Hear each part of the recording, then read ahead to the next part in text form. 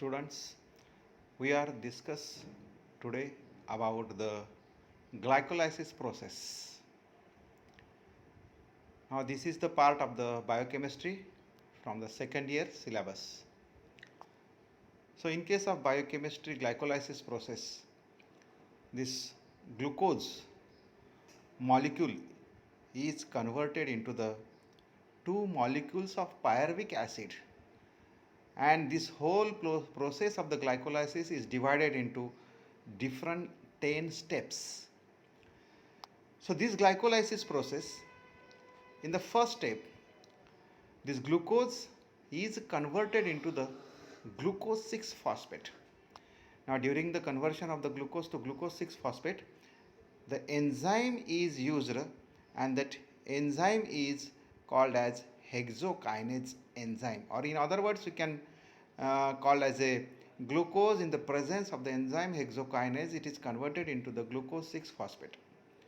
Now in this first step of reaction of the conversion to glucose to pyruvic acid, there is a one ATP molecule is utilized, and this is converted ATP to ADP molecule.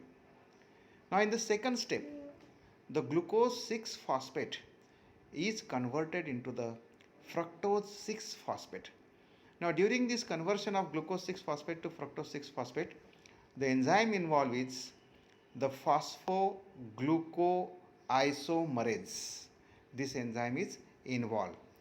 Now in the third step, the fructose 6 phosphate is converted into the fructose 1,6 diphosphate. Now during the process of conversion of the fructose 6 phosphate to fructose 1,6 diphosphate, there is a enzyme involvement. That name of the enzyme, which is called as a phosphofructokinase.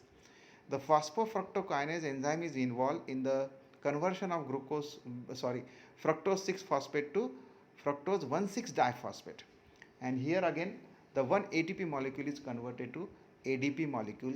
And in the next fourth step, there is a bifurcation of this reaction, that is fructose 1,6 diphosphate is converted into the glyceraldehyde 3 phosphate. Now glyceraldehyde 3 phosphate, it is formed during the presence of the aldolase enzyme. Enzyme aldolase is involved. Now this glyceraldehyde 3 phosphates, they are the two molecules they are formed, and in the next step, the glyceraldehyde 3 phosphate is converted into 1,3 biphosphoglycerate. So this is the next step, or it is called as the sixth step of the glycolysis process.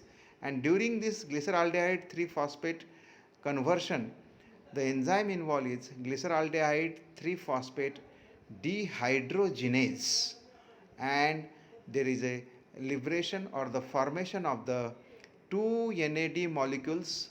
They are converted into two NADH molecules, that is nicotinamide adenine dinucleotide. It is converted into NADH. Now in the next step, the glyceraldehyde 3 phosphate molecule is converted into the 1,3 biphosphoglycerate. Now this 1,3 diphosphoglycerate, it is formed through the enzyme, that is the glyceraldehyde 3 phosphate dehydrogenase. And in the next step, the 1,3 biphosphoglycerate is converted into 3 phosphoglycerate in the presence of the enzyme phosphoglycerate kinase. This is the name of the enzyme involved for the conversion of 1,3 biphosphoglycerate to 3 phosphoglycerate. Here the two ADP molecules, adenosine diphosphate, they are converted into the two ATP molecules, that is adenosine triphosphate. There is the gain of energy, and two ATP molecules which are called as a energy rich molecules, they are produced or formed during this reaction. In the next step of reaction of glycolysis, the 3 phosphoglycerate is converted into the 2 phosphoglycerate. Here